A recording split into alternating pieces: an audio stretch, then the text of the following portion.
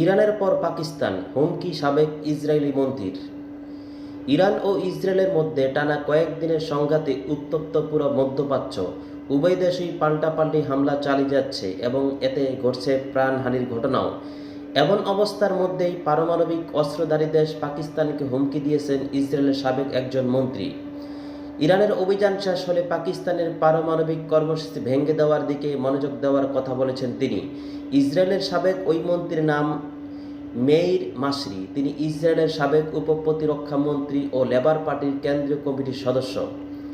বৃহস্পতিবার 19 জুন রাতে এক প্রতিবেদনে এই তথ্য জানিয়েছে পাকিস্তান সংবাদ মাধ্যম এক্সপ্রেস ট্রিবিউন। সংবাদ মাধ্যমটি বলছে, ইসরায়েলের সাবেক উপপ্রতিরক্ষা মন্ত্রী ও লেবার পার্টির কেন্দ্রীয় কমিটির সদস্য মেইর মাসরি সামাজিক মাধ্যমে পাকিস্তানের পারমাণবিক কর্মসূচিকে হুমকি দিয়েছেন। তিনি সোশ্যাল মিডিয়া প্ল্যাটফর্ম এক্সে পূর্বে টুইটারে আরবি ও উর্দু ভাষায় পোস্ট করে এই হুমকি দেন।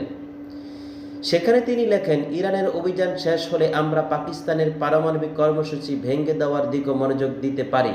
তিনি আরও লেখেন, পাকিস্তান ইরান থেকে খুব দূরে নয়, আপনার উপলব্ধি যথেষ্ট।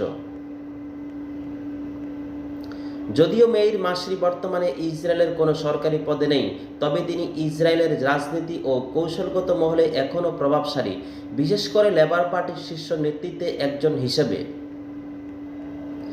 এদিকে সাবেক এই ইসরায়েলি মন্ত্রীর হুমকির পরপরই সামাজিক মাধ্যমে ব্যাপক প্রতিক্রিয়া দেখা যায়। অনেকেই পাকিস্তানের পক্ষে দাঁড়িয়ে মাসরির মন্তব্যের নিন্দা জানান। কেউ কেউ বলেন, এমন বক্তব্যে পাকিস্তানের জাতীয় ঐক্য ও প্রতিরোধ ক্ষমতা আরও শক্তিশালী করে। আবার অনেকে ইঙ্গিত দেন, পাকিস্তান অতীতে কূটনৈতিকভাবে সংযম দেখালেও তার পারমাণবিক সক্ষমতা একটি বাস্তবিক প্রতিরোধ শক্তি। এর আগেই অবশ্য গত সোমবার পাকিস্তানের উপপ্রধানমন্ত্রী ও পররাষ্ট্রমন্ত্রী ইসহাক দার ইসরায়েলকে উদ্দেশ্য করে কড়া বার্তা দেন। তিনি বলেন, আমাদের বার্তা খুবই পরিষ্কার, ইসরায়েল যেন পাকিস্তানের দিকে চোখ তুলে না তাকায়। তিনি আরও বলেন, পাকিস্তান সম্পূর্ণ সতর্ক অবস্থায় আছে এবং যে কোনো আগ্রাসনের জবাব দিতে প্রস্তুত ও সক্ষম।